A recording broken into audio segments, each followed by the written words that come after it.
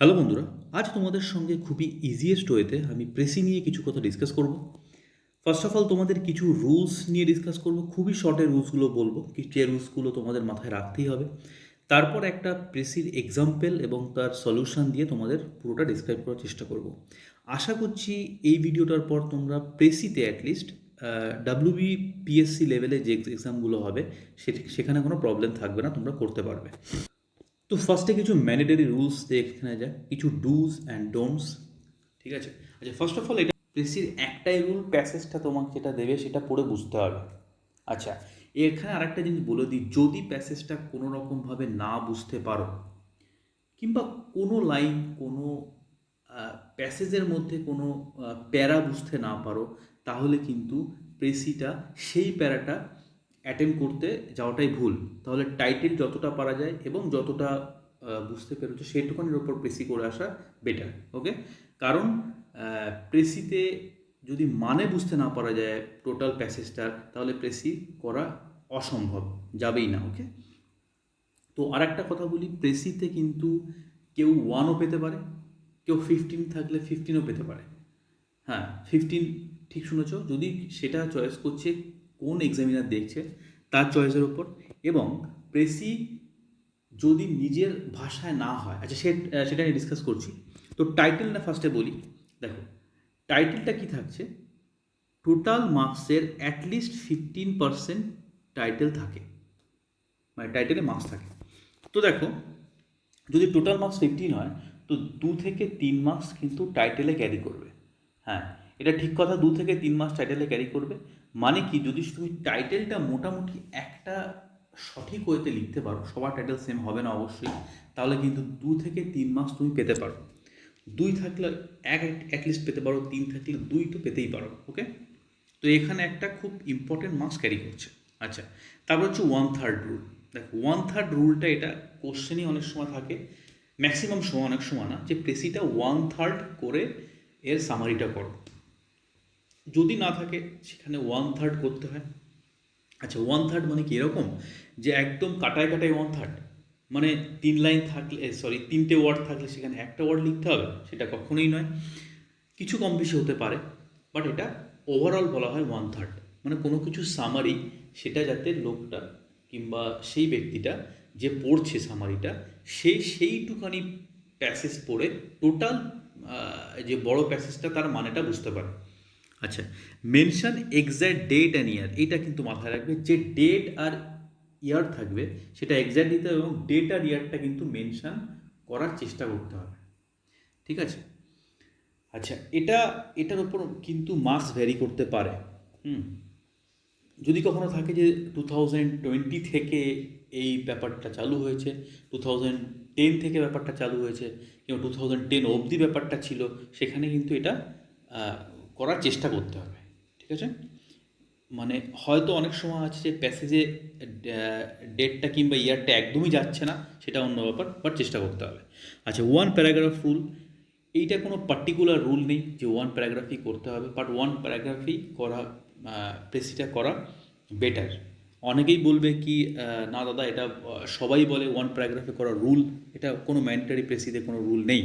ওকে, even 1/3টাও এটা কোনো রুলের মধ্যে পড়ে না, বাট এটা একটা সামারির ওভারঅল রুল। ওকে, 1 প্যাসেজ, ওয়ান প্যারাগ্রাফ। দেখো ডাব্লিউবিপিএসসিতে যে তোমার প্যাসেজ দেবে, যে প্রেসি দেবে, সেখানে 1 প্যাসেজের কোনো তোমার প্যারা করার দরকার হবে না। ওকে, সো এটা নিয়ে ডিসকাস করে লাভও নেই। আচ্ছা, রেকগনাইজ মেন কিওয়ার্ডস, টোটাল প্যাসেজটা পড়ে ফার্স্টে কিওয়ার্ডসগুলো নোট করো। একদম ফার্স্ট হচ্ছে তোমার রিড করে বোঝা, আন্ডারস্ট্যান্ড করা, দরকার হলে 2বার পড়ো, 3বার পড়ো। প্যাসেজ পড়াতে ম্যাক্সিমাম ম্যাক্সিমাম টাইম দিয়ে দাও। ওকে, লিখতে কিন্তু বেশি টাইম লাগবে না প্রেসি, কারণ সেটা খুব শর্টে হয়ে যাবে, কিন্তু পড়াতে ম্যাক্সিমাম টাইম দিতে হবে। বারবার পড়ো, অ্যাটলিস্ট 2বার 3বার তো পড়া উচিতই। আমি বলবো তার যদি অন্যান্যতে টাইম সেভ করে এটাতে আসতে পারো, তার বেশিও পড়তে পারো, বাট 2বার 3বার অ্যাটলিস্ট তোমরা পড়বে। তারপরে যে কিওয়ার্ডসগুলো, মানে কোনগুলোকে এই প্যাসেজ থেকে অ্যাভয়েড করা যাবেই না, সেগুলো নিয়ে লাস্টে এক্সাম্পল যখন দেবো, সেই কিওয়ার্ডসগুলো নোট করে ফেলো কিংবা দাগ দিয়ে ফেলো, সেগুলোর উপর বেস করে তুমি সেন্টেন্সটাকে তৈরি করবে। আচ্ছা, ইউজ ইউর ওন ল্যাঙ্গুয়েজ, এইটা কিন্তু মাস্ট। অনেকে কি করে যে প্যাসেজটা আছে ওটা থেকেই ওই একদম ওই রকম ল্যাঙ্গুয়েজ কিছু কিছু শর্ট করে করে লিখে দেয়। এটা কিন্তু তোমার ওইখানে প্রেসি যে এক্সামিনার সে চেক নাও করতে পারে এরকম দেখলে। হ্যাঁ, প্রেসি যদি সেম যে প্যাসেজটা থাকে অথরের ল্যাঙ্গুয়েজ সেটা যদি সেম হয়ে যায় তাহলে কিন্তু অলমোস্ট, হ্যাঁ কিছু কিছু সেম হতে পারে, সেটা এক্সেপশন, কিছু কিছু সেম হবে, হতে পারে না, হবে, অবশ্যই হবে, কারণ পুরোটা তো আর নিজের ভাষায় লেখা যায় না, গেলেও সেটা অনেকটা সময় সাপেক্ষ। তো কিছু কিছু হতে পারে, বাট ম্যাক্সিমামটা যদি এটা হয় সে প্রেসি বলেই ওরা অন্যরা গণ্য করেন না। ওকে, আচ্ছা চলো এবার ডোন্টসে চলে আসা যাক। ডোন্টসে হচ্ছে don't use author's exact adjective. Author যে অ্যাডজেক্টিভগুলো ইউজ করেছে সেগুলো এক্স্যাক্ট না ইউজ করাই ভালো। এটা ডোন্ট মানে এটা এরকম না যে কিছু ইউজ করা যাবে না, 10টা অ্যাডজেক্টিভ থাকলে ইউজ করা হয়তো তার মধ্যে 3টে 4টে ইউজ কর, বাকিটা সেই অ্যাডজেক্টিভের একটা অল্টারনেট ফর্ম বের করে নাও। ওকে, তো এটা আমি এক্সাম্পল যখন দিচ্ছি সলিউশনে সেটা আমি এটা নিয়েও আমি বলে দেবো। আচ্ছা, ডোন্ট চেঞ্জ দ্য ইমোশনস, মানে যদি অথরের কোনো লাইন সেটা সরো হয়, হ্যাপি হয়, সেই ইমোশনসগুলোকে চেঞ্জ করা যাবে না। সেই লাইনটাকে সরো হিসাবেই লিখতে হবে, সেই লাইনটাকে হ্যাপি হিসাবেই লিখতে হবে। ওকে, কোনো পার্সন যদি ক্রাই করে কিছু বলে তো সেটাকে ক্রাইয়ের নোটেই লিখতে হবে। Okay, don't add your own remarks, তোমার কোনো নিজের ইনপুট ইন দ্য সেন্স কোনো রিমার্কস হবে না, মানে এটা এই প্যাসেজটায় this is bad, this is good, this is might be good, this is might be use করতে পারো, অফকোর্স মাইট বি ইউজ করতে পারো, বাট তবুও মাইট কোনো রিমার্কস না দেয় ভালো। নিজের কোনো ওপিনিয়ন্স, নিজের কোনো ডিসিশান সেই প্যাসেজটার ওপর অ্যাডান না করার চেষ্টা করবে। ওকে, ডোন্ট ইউজ কোটেশন লাইন্স। আচ্ছা, কোটেশন যে লাইন্সগুলো থাকবে সেটাকে ডিরেক্ট বসিয়ে না দেওয়ার চেষ্টা করবে। সেটার পড়ে সেটা কি বুঝলে পুরোটা নিজের ভাষায় লিখতে হবে। মানে মেন মোদ্দা কথা, প্রেসিতে যতটা পারা যায় নিজের ভাষায় ইন্টারপ্রিট করা, তুমি বুঝে তুমি প্যাসেজটা পড়ে কি বুঝলে সেটা তুমি খাতায় ইন্টারপ্রিট করে দাও। ওকে, অ্যাভয়েড ইউজিং ফার্স্ট পার্সন অথবা আই। প্রত্যেকটা রাইটিংয়েই মানে এক্সামিনার চেষ্টা করে কিছু রিসেন্ট টপিক তুলে দেয়, সে রিপোর্ট বলো, প্রেসি বলো, ট্রান্সলেশন বলো, তো কিছু রিসেন্ট টপিকের প্রেসিও আমি করাবো, চেষ্টা করব। ওকে, আচ্ছা দেখো, make summary and give suitable title. Sorry, তো এখানে বলছে সামারি, অনেক সময় সামারিও বলতে পারে, প্রেসি সামারি একই জিনিস। ওকে, প্রেসি একটা ফ্রেঞ্চ ওয়ার্ড আই থিঙ্ক, এর মানে সামারি। আচ্ছা হোয়াট এভার, মেন জিনিসটা আসা যাক। তাহলে ফার্স্টে এই টোটাল প্যাসেজটা পড়তে হবে, তোমরা পারলে এটাকে পজ করে নিজের একবার পড়ে নাও, তারপর এই ভিডিওটা আবার রিজিউম করে শোনো আমি কী বলছি। তো দেখো, man is the architect of his own fate, মানে মানুষ তার নিজের ভাগ্যের আর্কিটেক্ট। আর্কিটেক্ট মানে কোনো মানে যে তৈরি করে আর কি। ওকে, কিছু তৈরি করে, আর্কিটেক্ট। ওকে, তাহলে if he makes a proper division of his time and does his duties accordingly, he is sure to improve and prosper his life. মানে এটাই বলতে চাইছে কি যে if he makes a proper division of his time, সে যদি তার টাইমের প্রপার ডিভিশন করে, মানে এখন কি করব, সকালে কি করব, বিকালে কি করব, রাতে কি করব, কখন ঘুমাবো, কখন উঠবো, এই প্রপার ডিভিশন যদি করে এবং ডাজ ইজ ডিউটিস অ্যাকর্ডিংলি, এবং সেই সময় অনুসারে তার ডিউটিগুলো পালন করে, he is surely to improve and prosper is life, say surely improve করবে এবং তার লাইফে প্রসপার করবে।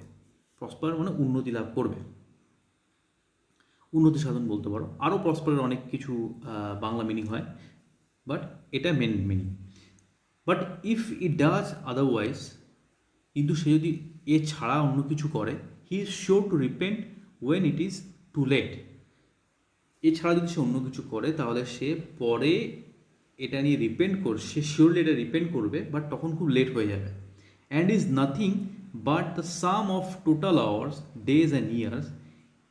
আচ্ছা, এটা কি? এটা কিছুই না, একটা টোটাল, মানে এই যে রেগুলার টাইম ডিভিশন করে কাজ করা, এটার টোটাল সাম আপ হবে, total hours, days and years. Okay, প্রত্যেকটা দিন, প্রত্যেকটা আওয়ার, প্রত্যেকটা ইয়ার, প্রত্যেকটা বছর কাউন্ট হবে। ওকে, আচ্ছা কি বলছে, youth is the seed time of life.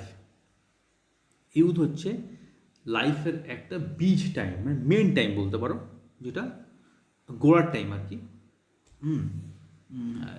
In youth the mind is pliable and soft, can be moulded in any form we like. মানে ইউথ যেটা বলছে, ইউথ মাইন্ড যেটা বলছে, এটা খুবই কোমল হয়, সফট হয়।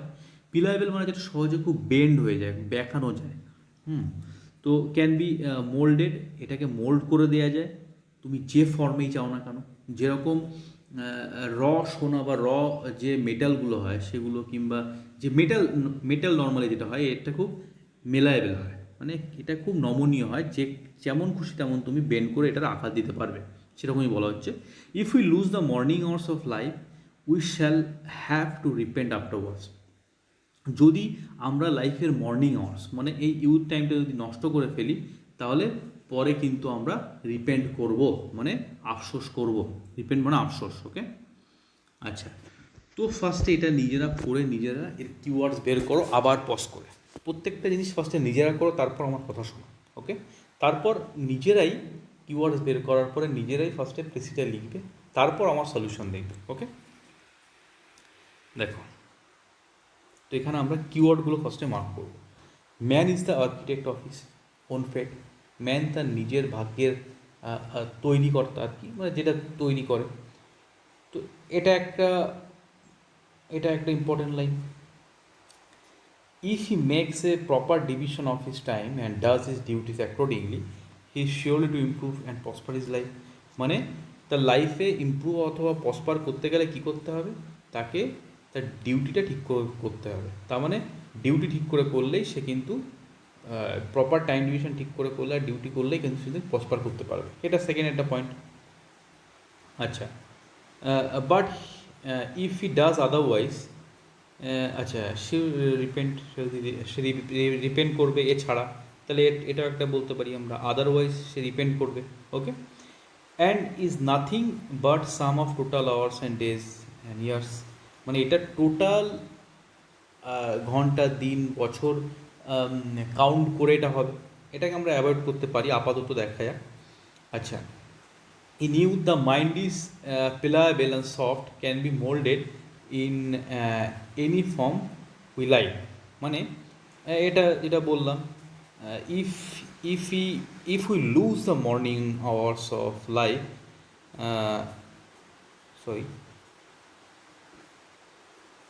তাহলে ইউথ মাইন্ড মোল্ড হচ্ছে, ইউথ মাইন্ডকে মোল্ড করা যায়, এবং ইউথ মাইন্ডটাই কি, সেটাই morning of our life, morning hour of our life, এবং সেটা যদি ঠিকঠাক না হয়ে পরে ডিপেন্ড করতে হবে। সুতরাং এই দুটো মিলে একটা আমরা টোটাল পয়েন্ট কিওয়ার্ড করতে পারি। সো 3-4টে পেয়ে গেলাম আমরা।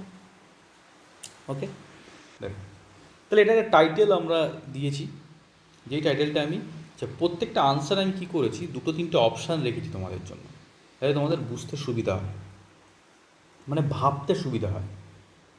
ঠিক আছে, তো টাইটেল রেখেছি the right, proper or appropriate use of time. আচ্ছা, কেন 3টে দিকেছি, দেখো, রাইট ইউজ করতে পারো, প্রপার ইউজ করতে পারো, অথবা অ্যাপ্রোপ্রিয়েট। মানে প্রপারটা কিন্তু প্যাসেজে আছে, এই জন্য প্রপার তুমি যদি চাও নাও ইউজ করতে পারো, এটা একটা বেনিফিশিয়াল পয়েন্ট হতে পারে। So the right use of time অথবা the appropriate use of time লিখতে পারো। আচ্ছা, the fate of man depends on his own self. মানে মানুষের যে ভাগ্য তার নিজের ওপর ডিপেন্ড করে। তো দেখো, তাহলে man is architect of his own if he makes a proper decision, এই টোটালটাকে আমরা কি লিখলাম, the fate of a man depends on his own self. কারণ কি, সে যদি ঠিকঠাক ডিউটিস পালন করে তাহলে, এবং টাইম ডিভিশন করে, তাহলে সাকসেস হবে, নাহলে হবে না। তাহলে সেই জন্য সেই তার ম্যানের যে ভাগ্য তার নিজের উপর ডিপেন্ড করছে। Man is the architect of his own fate. Okay, আচ্ছা, if he uses his time properly, he will be prosperous in life, else his life will be miserable. Sorry, এখানে একটু মিস্টেক হয়ে গেছে, এখানে হিজ লাইফ হবে। আচ্ছা, এ typing mistake, যাই হোক, his life will be miserable. এই লাইনটা ইউজ করতে পারো, অথবা কি ইউজ করতে পারো, if he if he makes the right use of time, যদি সে নিজের টাইমটাকে রাইটলি ইউজ করে, he will succeed in life, এটাও ইউজ করতে পারো। ওকে, তাহলে দুটো রকমভাবে ইউজ করতে পারো। দেখো মিজারেবল, এখানে মিজারি কথাটা এখানে আমাদের প্যাসেজে আছে, আর প্রপার কথাটা আছে, সুতরাং একটা ইউজ করেছি আমি সেটা দিয়ে, সেকেন্ডটা ইউজ করেছি সেটা না দিয়ে। আচ্ছা, তারপর কী লিখেছি, ইনডিড। আচ্ছা, এই ইনডিড কথাটা কিন্তু প্রেসিতে তুমি অনেক জায়গায় ইউজ করতে পারবে, এবং এটা একটা গুড ওয়ার্ড। ইনডিড দিয়ে যে কোনো কিছুকে তুমি ব্যক্ত করতে পারবে। ওকে, তো ইনডিডটা মাথায় রাখবে। Indeed, life is made up of moments. লাইফটা একটা মোমেন্ট, কতগুলো মোমেন্ট দ্বারা মেড হয়। এটা কোনটা, এটা আমরা শর্ট করে দিয়েছি যে hours, life is nothing but hour, days and years, মানে প্রত্যেকটা আওয়ার, ডেজ অ্যান্ড ইয়ার মিলে কাউন্ট করে এটা ক্রিয়েট হয়, লাইফটা ক্রিয়েট হয়। তারপরের লাইনটা তোমরা দুটো অপশান দিয়েছি, youth should be careful about life, else they might repent as their mind is malleable. আচ্ছা, এটা কোনটা করেছি দেখো, youth is seed of life, in the youth mind is pliable and soft and molded it form it in any way. Okay, সেখানে আমরা কি করেছি, youth should be careful about life. Why careful? Because this is the morning hour of life, এখানে লেখা আছে। else, অথবা না হলে they might repent, তাদের রিপেন্ট করতে হতে পারে, অ্যাজ দেয়ার মাইন্ড ইজ মেলায়েবল করে দিয়েছি পিলায়েবলের জায়গায়। ঠিক আছে, তো এখানে অ্যাডজেক্টিভটা আমাদের নিজের ভাষায় অন্য কিছু চেঞ্জ করে দিচ্ছি। সো ভোকাবুলারিকে একদিনে খুব স্ট্রং করে ফেলো, একটা ওয়ার্ডের বিভিন্ন মানে জেনে ফেলো। হ্যাঁ, খাটতে হবে, নাহলে কিন্তু ডেসক্রিপটিভে ঠিকঠাক পারফর্ম করা যাবে না। ওকে, আর কেউ এটা ভেবো না যে আমি মার্কস অনেকটা গেইন করেছি, গেইন করবো পার্ট ওয়ানে, তো পার্ট টুটা ঠিক আছে কোনো রকম ম্যানেজ করে নেবো, না, সবাই কিন্তু চেষ্টা করছে। ওকে, যাই হোক, সে কথাগুলো পরে বলছি। আচ্ছা, এই লাইনটা ইউজ করতে পারো, অথবা ইউজ করতে পারো, the habit of making right use of time should be formed in youth. মানে এই যে হ্যাবিটটা, রাইট ইউজ অফ টাইম, এটা ইউথদের মধ্যে ফর্ম করা যেতে পারে when the mind is software and tender, মানে টেন্ডার মানে যখন মাইন্ডটা সফট থাকে এবং টেন্ডার থাকে, মানে ওই কোমল থাকে, মেলায়েবল থাকে, এটা ইউজ করতে পারো। সুতরাং একটা এক্সাম্পল দিলাম, এটা খুবই ছোট্ট একটা প্যাসেজ দিয়েছি। ঠিক আছে, এটা জাস্ট বোঝানোর জন্য, কারণ কিছু রুলস ছিল, ভিডিওটা এমনিতে অনেক বড় হয়ে গেল। তো যারা এই অবধি শুনছো তারা আশা করি কিছু হেল্প তোমরা পাবে, এর থেকে কিছু বেনিফিট পাবে, এবং এরপর প্র্যাকটিস করতে শুরু করো। কোনো কোশ্চেন্স থাকলে প্রেসি নিয়ে যারা দেখছো, 5 জন 10 জন 20 জন যারাই দেখছো না কেন, তাদের যদি কোনো কোয়ারিজ থাকে তোমরা নিচে কমেন্টে আমাকে জিজ্ঞাসা করো, আমি তোমাদের যতটা সম্ভব চেষ্টা করব সেটার রিপ্লাই, অথবা সেটা নিয়ে কোনো ভিডিও দেওয়ার। ওকে, তো প্র্যাকটিস করে যাও।